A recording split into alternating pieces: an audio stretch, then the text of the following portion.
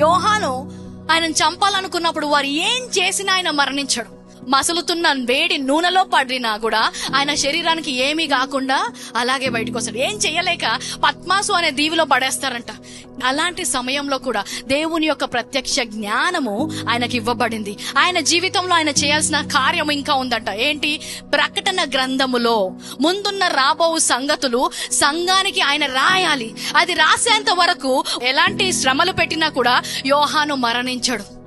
ఎలాంటి పరిస్థితుల్లోంచి వెళ్ళినా కూడా వారి పరుగు కడముట్టించే వరకు, వారి జీవితంలో వారు చేయాల్సిన ప్రతి పని ముగించే వరకు మరణము వారిని ఏమీ చేయలేకపోయింది. ఆత్మ నియమము క్రీస్తులో ఉన్న వారికి ఇవ్వబడింది అన్నవారు వారికి ఉన్న ప్రత్యక్ష జ్ఞానం ద్వారా వచ్చే విశ్వాసం ఏంటో తెలుసా? దేవుడు నా కొరకు నిర్ణయించిన ప్రతి రోజు కూడా ఆయన కార్యములు వివరించుకుంటూ నేను జీవించేదను కానీ విశ్వాసముతో పలుకుతారు. ఈ రోజు ఈ ప్రత్యక్ష జ్ఞానం వస్తుండగా నేను దేవుని యొక్క సాక్షిగా జీవించి అన్ని ముగించి మరణిస్తాను అని. హల్లెలూయా. పౌలు ఎలాగైతే రాశాడో, నా పరుగు కడముట్టించాను, ప్రతి ఒక్కరి సాక్ష్యం అలాగా ఉండును గాక.